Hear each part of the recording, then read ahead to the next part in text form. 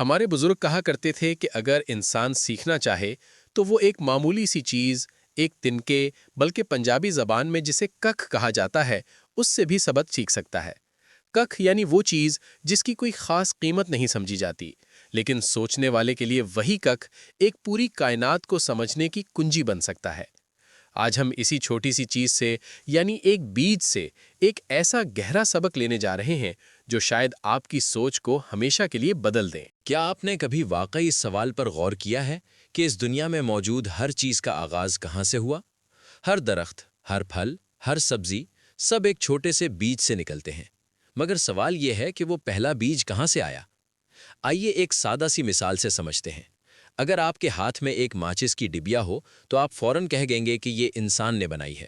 اس کے اندر لکڑی کی تیلی ہوتی ہے اور اس کے سرے پر ایک خاص کیمیکل لگا ہوتا ہے جو آگ پیدا کرتا ہے۔ اگر ہم اس کو مزید کھولیں تو ہمیں پتہ چلتا ہے کہ یہ کیمیکل مختلف گیسوں اور مادوں سے بنتا ہے اور لکڑی درخت سے آتی ہے۔ اب درخت کو دیکھیں تو وہ زمین سے اگتا ہے اور زمین میں وہ ایک بیج سے پیدا ہوتا ہے۔ یہاں تک تو انسان پہنچ جاتا ہے، لیکن جیسے ہی سوال آتا ہے کہ وہ پہلا بیج کہاں سے آیا تو انسان کچھ لمحوں کے لیے خاموش ہو جاتا ہے۔ یہی وہ مقام ہے جہاں ہمارا علم رک سا جاتا ہے اور سوال باقی رہ جاتا ہے۔ ذرا ایک لمحے کے لیے سوچیں، ایک ننھا سا بیج جس کے اندر ایک مکمل درخت چھپا ہوا ہوتا ہے۔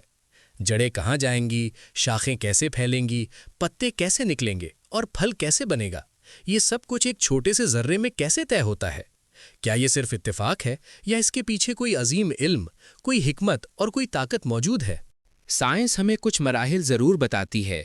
بیج اگتا ہے، پانی ملتا ہے، زمین مدد کرتی ہے اور پودا بن جاتا ہے۔ لیکن جب ہم اصل آغاز کی بات کرتے ہیں تو سوال وہیں کھڑا رہ جاتا ہے کہ پہلا بیج کس نے بنایا اور اس کے اندر یہ پورا نظام کس نے رکھا؟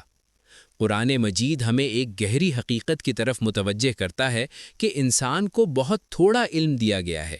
یعنی چاہے ہم کتنی ہی ترقی کر لیں، کتنی ہی تحقیق کر لیں، ایک حد کے بعد ہمیں ماننا پڑتا ہے کہ ہم سب کچھ نہیں جانتے۔ اور یہی وہ مقام ہے جہاں انسان سوچنے پر مجبور ہو جاتا ہے کہ یہ نظام خود بخود نہیں چل رہا، بلکہ اس کے پیچھے ایک ایسی ہستی ہے جس نے نہ صرف آغاز کیا بلکہ ہر چیز کو ایک کامل ترتیب کے ساتھ قائم بھی رکھا ہے۔